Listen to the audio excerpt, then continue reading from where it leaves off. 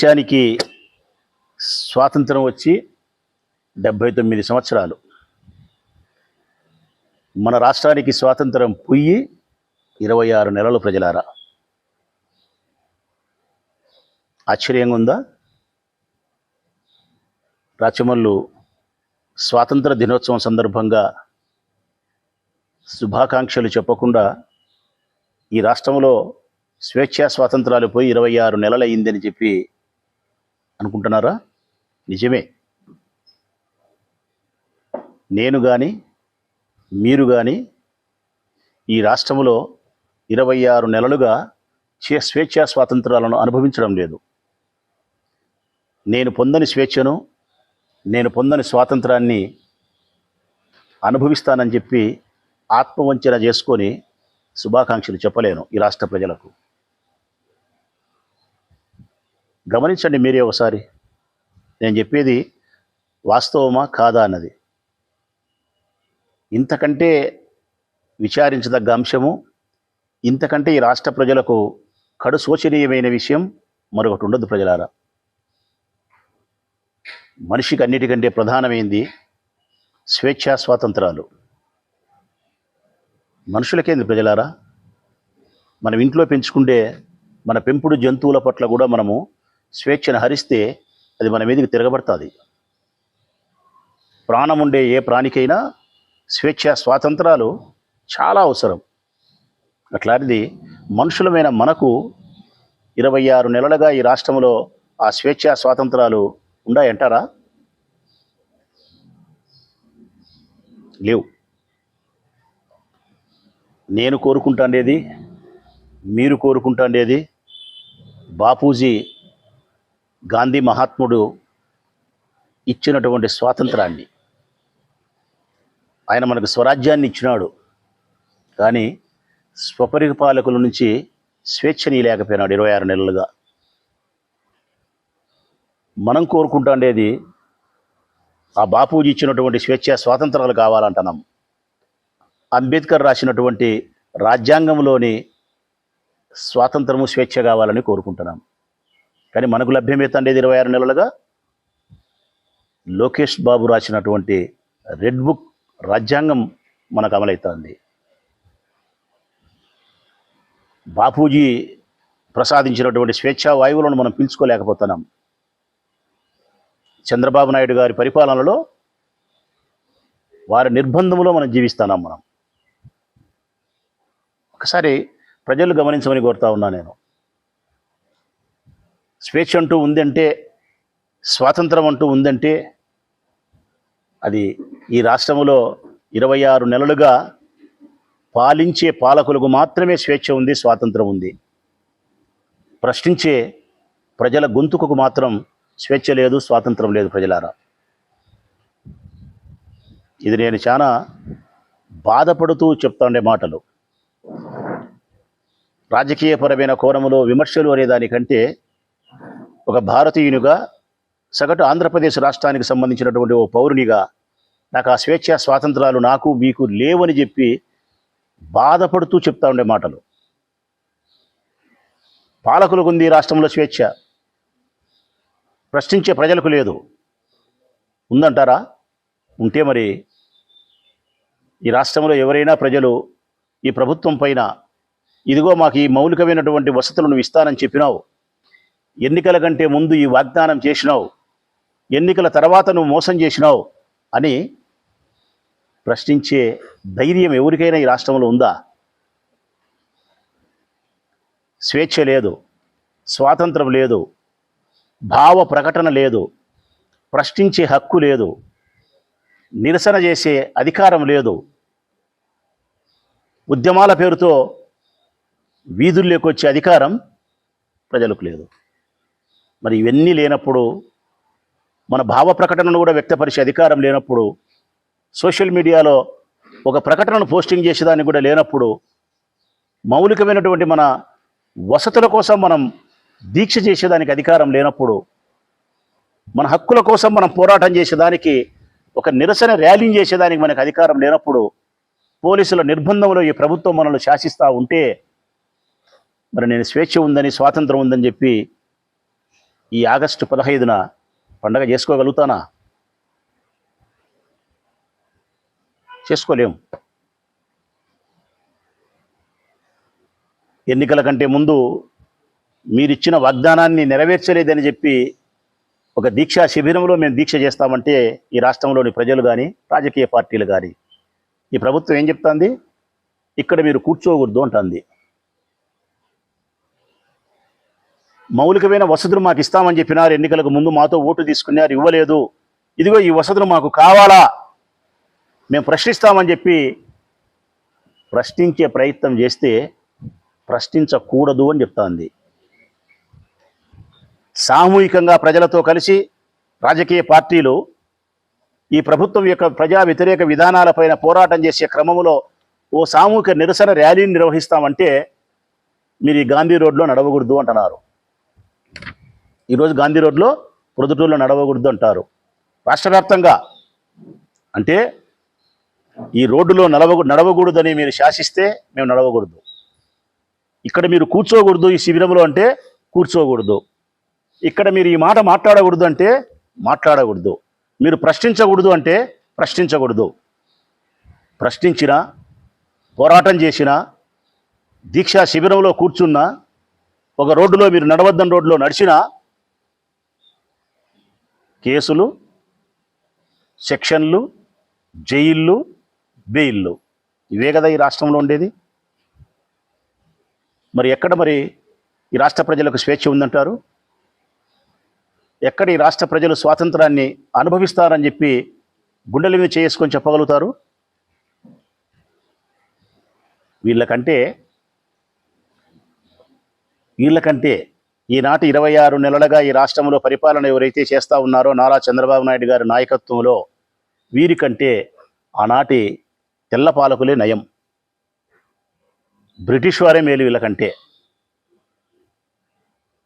ఎంతోమంది స్వాతంత్ర సమరయోధులు, మన పెద్దలు పూర్వీకులు ఎంతోమంది వారి శ్వాస ఆగిపోయేలాగా పోరాటం చేస్తే, వాళ్ళు పోరాటం చేస్తే మనం ఈ శ్వాసను మనం పీల్చుకోగలుగుతున్నాం, ఈ వాయువులు పీల్చుకోగలుగుతున్నాం. మరి వారి ప్రాణాలు అనంత వాయువుల్లో కలిసిపోయినాయి కదా.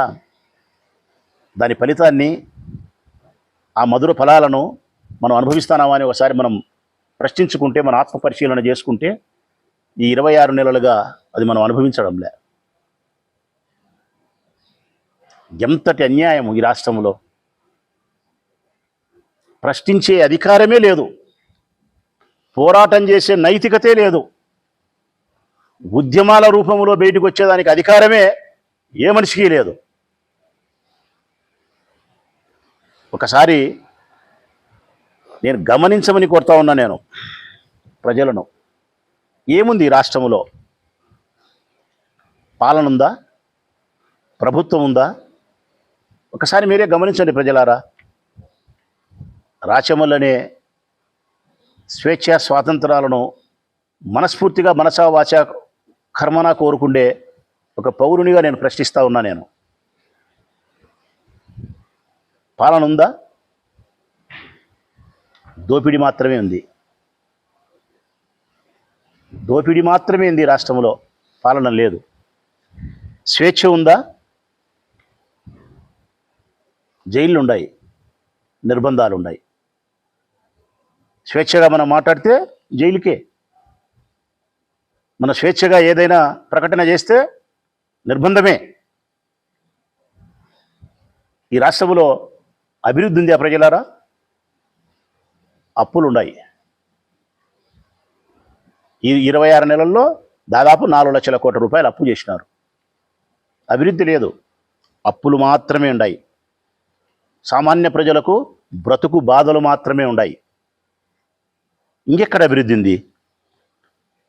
పోనీ సంక్షేమమైనా ఉందా అని ఆలోచిస్తే ఒకసారి, సంక్షేమం ఉందా అని ఒకసారి ఆలోచిస్తే ఉంది. సంక్షేమం మాటల్లో ఉంది, రాజకీయ నాయకుల యొక్క ప్రకటనలో మాత్రమే ఉంది.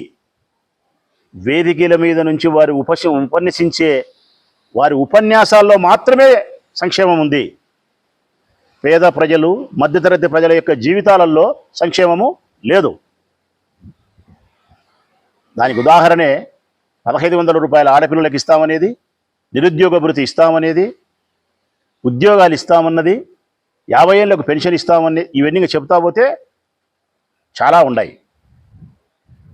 అందుకే రాజకీయ నాయకుల యొక్క ప్రసంగాలలో మాత్రమే సంక్షేమం ఉంది, ప్రజల యొక్క జీవితాలలో లేదు. ఈ రాష్ట్రంలో ఎక్కడైనా మహిళలకు ఆత్మ గౌరవం ఉందా? రక్షణ ఉందా? వారి మానానికి ప్రాణానికి ఏముందంటే ఈ రాష్ట్రంలో 3 మానభంగాలు 6 హత్యలు. 3 మానభంగాలు 6 హత్యలు. 3 పువ్వులు 6 కాయలు అన్నారు కదా, కాదు, 3 మానభంగాలు 6 హత్యలు. పసిపిల్లల దగ్గర నుంచి 60 సంవత్సరాల వయసు వరకు మానభంగాల, హత్యల.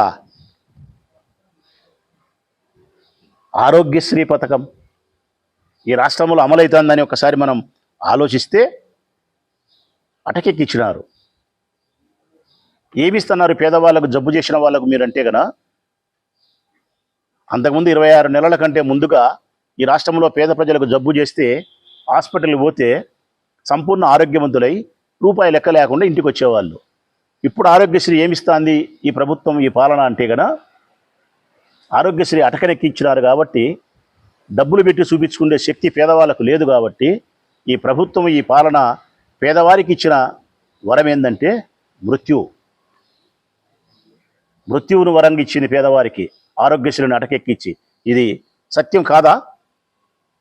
పాలకులే చెప్పమను, పాలకులే వారి గుండెల మీద చేసుకొని నిజాయితీగా మాట్లాడమను. నిజమో అబద్ధమో నేను మాట్లాడుతూ ఉండేది. ఫీజు రియంబర్స్మెంట్, విద్య ఉందా ఈ రాష్ట్రంలో? ప్రజలారా, మన బిడ్డలు చదువుకుంటూ ఉండారు, విద్యార్థులు. రాజశేఖర రెడ్డి గారు తీసుకొచ్చినటువంటి ఫీజు రియంబర్స్మెంట్ జగన్మోహన్ రెడ్డి గారి హయాంలో 3 పువ్వులు 6 కాయలుగా విలసిల్లింది. ఈనాడు ఈ రాష్ట్రంలో ఉందా ఫీజు రియంబర్స్మెంటు? 9,600 కోట్ల రూపాయలు బకాయిలు పెట్టి 6 త్రైమాసిక ఫీజులు కట్టకుండా విద్యాలయాల్లో ఉండాల్సిన విద్యార్థులు వీధుల్లో తిరుగుతున్నారు. ఇది ఈ రాష్ట్రంలో ఉండబడినటువంటి పాలన, ఈ ప్రభుత్వం చేస్తూ ఉన్నటువంటి పాలన. యువత భవిష్యత్తు గురించి మాట్లాడదాం. ఈ 26 నెలలుగా ఈ యువత భవిష్యత్తు గురించి మాట్లాడితే చాలా బాధపడే అంశం ఏంటంటే, కళ్ళకు నీళ్ళు వచ్చే అంశం ఏంటంటే, మత్తులో యువత భవిష్యత్తు తూగుతుంది. గంజాయి, మద్యము, హెరాయిను ఇటువంటి మత్తు పదార్థాలను సేవించినటువంటి యువత మత్తులో వారి భవిష్యత్తు తూలుతా కళ్ళు మూసుకొని తెరుస్తూ ఉంది. ఈ రాష్ట్రం ముందుకు వస్తుందంటారా? ఎక్కడ చూసినా బంగ్యాకు, ఎక్కడ చూసినా విచ్చలవిడి మద్యం విక్రయాలు, హెరాయిను. రాజకీయ నాయకుల ఎంపీలు, ఎమ్మెల్యేలు వాళ్ళ పిల్లలే హెరాయిను, డ్రగ్స్ సేవిస్తూ ఉంటే, ప్రొద్దుటూరు మొదలుకుంటే విశాఖపట్నం వరకు సిగరెట్ల అంగళ్ళల్లో సిగరెట్ దొరికినంత ఈజీగా బంగ్యాకు దొరుకుతూ ఉంటే, ఎంత చెడిపోవాలన్న యువత అంత చెడగొట్టినారు. మరిగా ఈ రాష్ట్రంలో పాలన ఉంది అని మీరు మాట్లాడితే నేనైతే అంగీకరించలేను, ప్రజలు కూడా అంగీకరించలేరు. 70% ఈ రాష్ట్రం, ఈ దేశం వ్యవసాయం మీద ఆధారపడే దేశం ఇది, రాష్ట్రం ఇది. 70%. అటు వ్యవసాయాన్ని గురించి వీరి పాలనలో ఒకసారి మనం ఆలోచన చేస్తే కనుక ఏముంది వ్యవసాయానికి? హాలిడేస్ ఉన్నాయి. ఏముండాయి? హాలిడేస్. ఇంతవరకు ఎప్పుడు మనం వినలే వ్యవసాయానికి సెలవు దినాలనేది. కొత్తగా ఈ పాలనలో వ్యవసాయానికి సెలవు దినాలు చూస్తున్నాం, రైతుల యొక్క ఆత్మహత్యలు చూస్తున్నాం, వర్షం కోసం ఆకాశం వైపు చూసేది చూస్తున్నాం, పండించిన పంటలను తీసుకొచ్చి రోడ్ల మీద పారవేసి నిరసన వ్యక్తం చేసి దాన్ని చూస్తున్నాం. చేసిన కష్టానికి ప్రతిఫలం దక్కక కుటుంబ సభ్యులందరూ కూడా అలో లక్షణం అని చెప్పి తలబట్టుకుని ఇంట్లో బాధపడే వైనాన్ని, ఆత్మహత్యలను చూస్తున్నాం. ఇదే ఈ రాష్ట్రంలో ఇప్పుడు జరుగుతూ ఉండే పాలనలో వ్యవసాయానికి సంబంధించి నేను చూస్తూ ఉండేది, మీరు చూస్తూ ఉండేది. ఉద్యోగులు, ప్రభుత్వ కార్యాలయాల్లో ఉండాల్సిన ఉద్యోగులు, ప్రజలకు వారి సేవలను అందించాల్సినటువంటి ఉద్యోగులు ఈరోజు ఎక్కడున్నారంటే అన్ని రకాల ఉద్యోగస్తులు వీధులలోకి వచ్చి ఉద్యమాలలో పాల్గొంటున్నారు. వీధులలోకి వచ్చి ప్రభుత్వ కార్యాలయాల్లో ఉండి ప్రజలకు సేవలు అందించాల్సిన ఉద్యోగస్తులు వారి హక్కుల కోసం వీధులలోకి వచ్చి ఉద్యమాలు చేస్తున్నారు, నిరసన కార్యక్రమాలు చేస్తున్నారు. స్వేచ్ఛ ఉందంటారా అనడానికి, స్వాతంత్రం ఉందా అనడానికి ఇంకొక మాట కూడా చెప్తా. ఆ ఉద్యోగస్తులు వారికి రావాల్సిన బకాయిలు 40,000 కోట్ల రూపాయల బకాయి కానీ, వాళ్ళకి రావాల్సిన డిఏలు కానీ, వాళ్ళకి రావాల్సిన పిఆర్సీ కానీ, వాళ్ళకి రావాల్సిన ఇంకొక ప్రయోజనాలు కానీ దక్కలేదని చెప్పి కేంద్ర మంత్రిని కలిసి వారి బాధను వ్యక్తపరిచి ఒక విజ్ఞాపన పత్రాన్ని ఇవ్వడానికి పోతే కూడా సస్పెన్షన్ చేసినారు ముగ్గురు టీచర్లను. మరి ఈ రాష్ట్రంలో స్వేచ్ఛ లేదు, స్వాతంత్రం లేదు అని చెప్పడానికి ఇంతకంటే పెద్ద ఉదాహరణ కావాలన్నా ఈ ప్రభుత్వానికి? అంటే ప్రభుత్వ ఉద్యోగస్తులు, టీచర్లు వాళ్ళకి బాధ కలిగితే ప్రభుత్వంలో భాగస్థులైనటువంటి కేంద్ర రాష్ట్ర మంత్రులను కలిసి విజ్ఞాపన పత్రాన్ని ఇచ్చే స్వేచ్ఛ, స్వాతంత్రం లేదా? విద్యార్థులకు ఫీజు రియంబర్స్మెంట్ రాకపోతే రాజకీయ పక్షాలతో కలిసి నిరసన కార్యక్రమాన్ని వ్యక్తపరచకూడదా? వ్యక్తపరిస్తే నిన్న పులిందల్లో దౌర్జన్యం చేస్తారా? కాలేజీల యొక్క లైసెన్సులను, పాఠశాలల యొక్క లైసెన్సులను రద్దు చేసేదానికి ప్రయత్నం చేస్తారా? మరి దీని స్వేచ్ఛ ఉందంటావా, స్వేచ్ఛ లేదంటావా? 1,00,000 ఉదాహరణలు చెప్పగలుగుతా ప్రజలారా, నేను కాదు మీరు చెప్పగలుగుతారు. ఈ రాష్ట్రంలో 26 నెలలుగా స్వేచ్ఛ, స్వాతంత్రాలు లేవు. మనం స్వాతంత్రాన్ని అనుభవించడం లేదు, స్వేచ్ఛను మనం అనుభవించడం లేదని చెప్పి 26 నెలలుగా ప్రతి ప్రజా చెప్పగలుగుతాడు 1,00,000 ఉదాహరణలు. నిరుద్యోగులు, వారి పరిస్థితి అయితే 30-35 సంవత్సరాలు వచ్చినటువంటి యువత ఉద్యోగం లేక తల్లిదండ్రుల యొక్క కష్టం మీదనే ఆధారపడి ఇంకా బ్రతకాల్సినందుకు ప్రతిరోజు చచ్చిపోతున్నారు, మళ్ళా పుడుతున్నారు వాళ్ళు. పాపం ఇంకా తల్లి చాటున తండ్రి చాటునే వాళ్ళు జీవించాల్సిన దుస్థితికి వాళ్ళు రోజు చచ్చి పుడుతున్నారు మళ్ళా వాళ్ళు. ఈరోజు ఆ రోజు అనబట్టదు, ప్రతిరోజు. ఇది నిరుద్యోగులైనటువంటి పరిస్థితి. ఈ రాష్ట్రంలో ప్రతిరోజు మనకు కనిపించే దృశ్యాలు, టీవీ ఆన్ చేసినా లేకుంటే పేపర్ మనం చదువుకున్నా మనం కనిపించే దృశ్యాలు ఎక్కడ చూసినా ఏం కనిపిస్తాయంటే కనుక, ఈరోజు సీదిరి అప్పలరాజును అరెస్ట్ చేసినారు,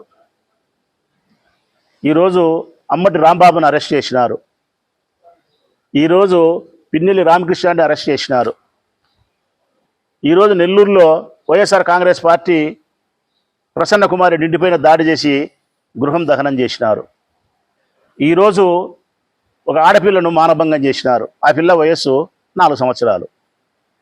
ఈరోజు ఒక 12 ఏళ్ల స్కూల్కి పోయే పిల్లను 9వ తరగతి పిల్లలు రేప్ చేసి శివంగుడు గణపల్లి ఎక్కడ పోయిందో తల్లిదండ్రులు విలపిస్తున్నారు. ఈరోజు కాళహస్తిలో బంగ్యాకు దాగిన యువకుడు కానిస్టేబుల్ను చొక్కా పట్టుకొని కొడుతున్నాడు. ఈరోజు పోలీసు వాళ్ళు నడి రోడ్లో 5 మంది యువకులను రాక్షసంగా కొడుతున్నారు చట్టాన్ని చేతులోకి తీసుకొని.